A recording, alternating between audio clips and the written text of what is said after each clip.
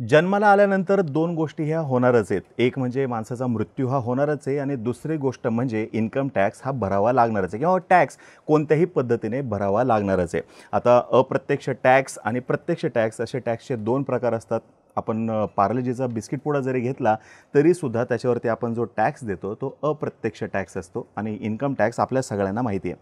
आता आपल्या इथं गेल्या काही काळापासून डिजिटायझेशन झालेलं आहे. जास्तीत जास्त जर का आपण व्यवहार बघितले तर ते ऑनलाईन होताना दिसत आहेत आणि त्याच्यामुळं आता जास्तीत जास्त लोक टॅक्ससुद्धा भरताना आपल्याला दिसत आहेत. आता खूप साऱ्या जणांना असं सुद्धा वाटायला लागलं आहे की आपण स्वतःसाठी पैसा कमवतोय की सरकारचा खिसा भरण्यासाठी, आणि या संदर्भात मोठ्या प्रमाणात चर्चासुद्धा होताना दिसते.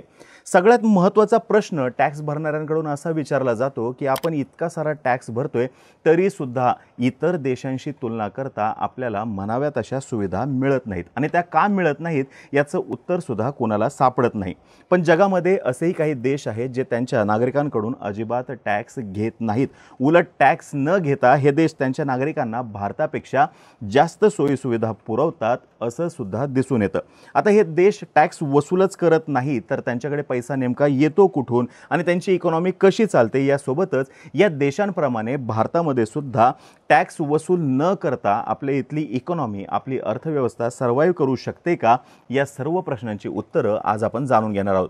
नमस्कार, मी अरुणराज जाधव बोलबिडूवरती तुम्हा सर्वांचं अगदी मनापासून स्वागत करतो. सर्वप्रथम आपल्या इथे जे डायरेक्ट टॅक्स भरतात किंवा इन्कम टॅक्स जे भरतात ते किती टॅक्स भरतात त्या प्रश्नाचं उत्तर जाणून घेऊयात.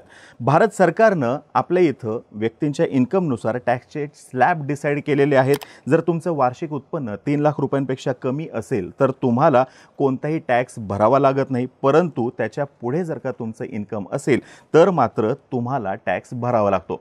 3 लाख ते 7 लाख रुपयांपर्यंत वार्षिक उत्पन्न असणाऱ्या व्यक्तींना इन्कमच्या 5% टॅक्स सरकारकडे भरावा लागतो. 7 लाख ते 10 लाख रुपये इन्कम असणाऱ्यांना 10%, 10 लाख ते 12 लाख रुपये इन्कम असणाऱ्यांना 15%, 12 लाख ते 15 लाख इन्कम असणाऱ्यांना 20% आणि 15 लाख रुपयांपेक्षा अधिक वार्षिक उत्पन्न असणाऱ्यांना 30% टॅक्स सरकारकडे द्यावा लागतो. आता हा झाला डायरेक्ट टॅक्स. बाकी सरकारद्वारे GSTच्या माध्यमातून प्रत्येक उत्पादनावरती टॅक्स हा वसूल केला जातो, तो वेगळाच. म्हणजे जर तुम्ही तुमच्या एकूण उत्पन्नापैकी 30% टॅक्स सरकारला देत असाल तर याचा अर्थ असा आहे की तुम्ही तुमची 4 महिन्यांची सॅलरी सरकारला देत आहेत. आता पाहूया जगामध्ये असे कोणते देश आहेत जे आपल्या नागरिकांकडून अजिबात टॅक्स वसूल करत नाहीत. अर्थातच इन्कम टॅक्स. ज्या देशामध्ये तुम्हाला टॅक्स भरावा लागत नाही त्या देशांना टॅक्स हेवन असं म्हटलं जातं. हे देश त्यांच्या नागरिकांकडून कोणत्याही पद्धतीचा टॅक्स घेत नाहीत, यासोबतच फॉरेनर्सकडून सुद्धा कोणत्याही पद्धतीचा टॅक्स घेत नाहीत.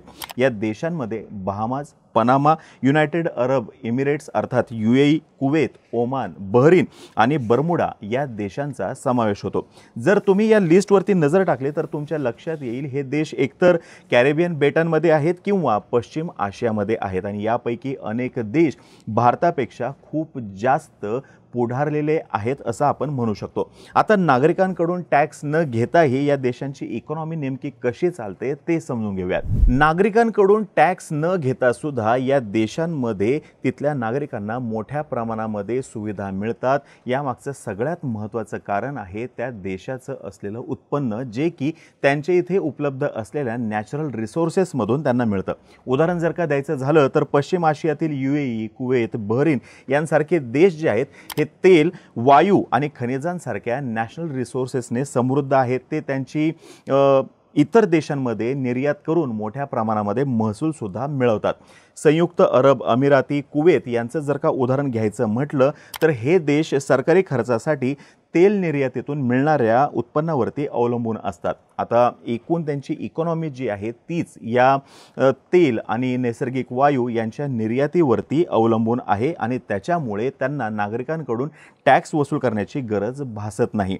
आता नॅचरल रिसोर्सेसने समृद्ध असणारे हे देश त्यांच्या इथे जे काही उत्पन्न होतं त्या उत्पन्नाची गुंतवणूक सॉव्हरेन वेल्थ फंड्समध्ये करतात. कालांतराने या फंड्सची गुंतवणूक जागतिक बाजारपेठेमध्ये, रिअल इस्टेटमध्ये किंवा इतर मालमत्तांमध्ये करून उत्पन्न मिळवता येतं. हे इन्कम सरकार आपल्या खर्चासाठी वापरतं, त्याच्यामुळे या देशातील नागरिकांकडून टॅक्स वसूल केला जात नाही असं तज्ज्ञ सांगतात. जे देश आपल्या नागरिकांकडून टॅक्स वसूल करत नाहीत अशा देशांसाठी पर्यटन हा सुद्धा त्यांच्यासाठीचा इन्कमचा महत्त्वाचा सोर्स असू शकतो आणि कॅरिबियन देश याच्यामध्ये आघाडीवरती आहेत.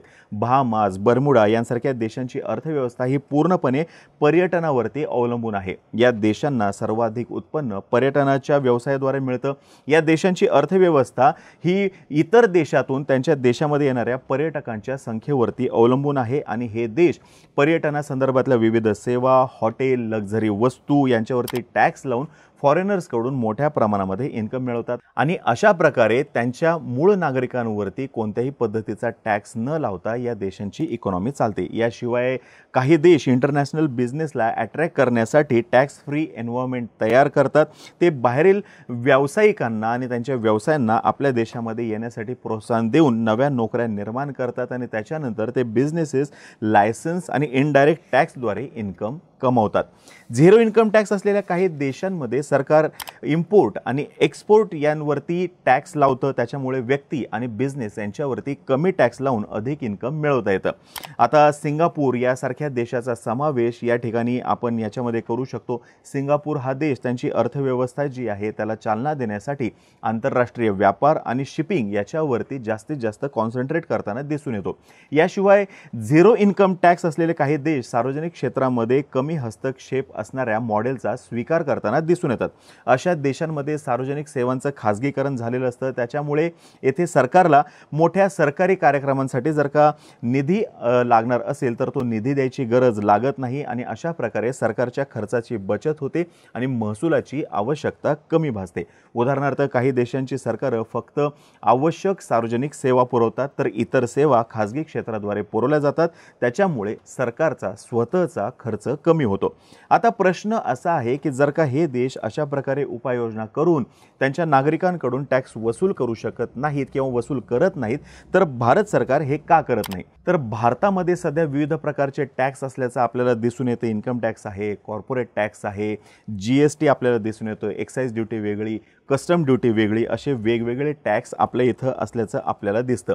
जर का आपल्या इथं टॅक्स जर का रद्द करायचं ठरवलं तर 16,50,000 कोटी रुपये इतका मोठा हा आकडा होतो आणि इतके पैसे नेमके कुठून उभे करायचे हा एक महत्त्वाचा प्रश्न आहे. सध्या भारत सरकारला विविध सोर्सेसद्वारे मिळणारा पैसा हा एकूण खर्चाच्या 44% इतकाच आहे. म्हणजे आपण आधीच 56% डेफिसिटमध्ये आहोत आणि हे डेफिसिट भरण्यासाठी सरकार लोन घेतं. लोन घेणं म्हणजे भविष्यातला खर्च आज करण्यासारखा आहे. त्याच्यामुळे भारतामध्ये जर का इन्कम टॅक्स हटवला तर आपला देश दिवाळखोरीकडे जाण्याची शक्यता नाकारता येत नाही.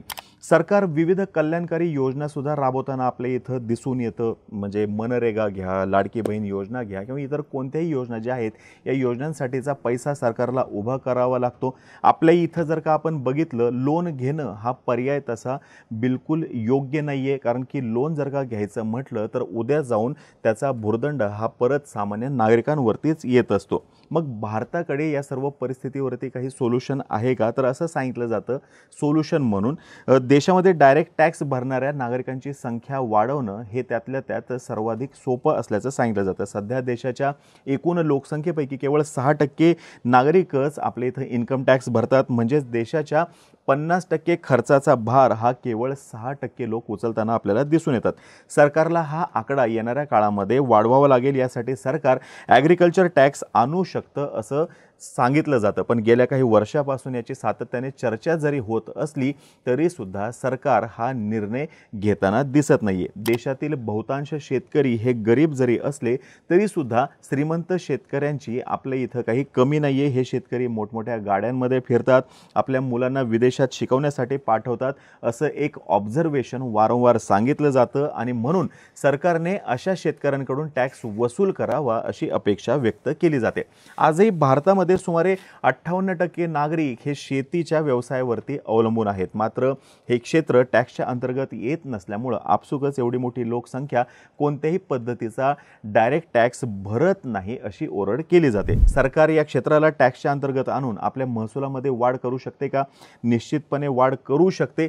पण जर का तसं करायचं म्हटलं तर त्याद्वारे इतर जे प्रश्न निर्माण होतील त्याची सुद्धा सोडवणूक करणं फार गरजेचं आहे. मग जर ॲग्रिकल्चर सेक्टरला किंवा तिथून मिळणाऱ्या उत्पन्नाला जर का टॅक्स लावायचा असेल तर त्यांच्या जे काही उत्पन्न आहे ते उत्पन्न त्याची किंमत ठरवण्याचा अधिकार सुद्धा सरकारला सोडावा लागू शकतो. आजच्या दिवशी सरकार ह्या सगळ्या गोष्टी ज्या आहेत ते कंट्रोल करण्याचा प्रयत्न करतं. उत्पन्न जरी शेतकरी घेत असला तरी त्याची किंमत काय असेल हे कंट्रोल शेतकरी न करता सरकार करतं आणि म्हणून हे प्रचंड अवघड असल्याचं सुद्धा सांगितलं जातं. भारतासारख्या इतक्या मोठ्या देशामध्ये नागरिकांसाठी झिरो टॅक्स पॉलिसी आणणं आजच्या दिवशी तरी शक्य नाही आहे. सरकार काही उपाययोजना करून आपलं उत्पन्न वाढवू शकतं का, तर निश्चितपणे वाढवू शकतं. पण उपाययोजना जर का म्हटलं तर अल्टिमेटली परत एकदा वेगवेगळ्या मार्गाने कुणाच्याही लक्षात न येता परत एकदा टॅक्स लावण्याचीच ती स्कीम असते. त्याच्यामुळं आजच्या दिवशी तरी हे आपल्या देशामध्ये शक्य नाही. आता ही माहिती जर का तुम्हाला आवडली असेल खाली कमेंट बॉक्समध्ये नक्की सांगा. तोपर्यंत आम्हा सर्वांचे व्हिडिओ जास्तीत जास्त लोकांपर्यंत पोहोचवा आणि चॅनलला सबस्क्राईब करायला विसरू नका. धन्यवाद.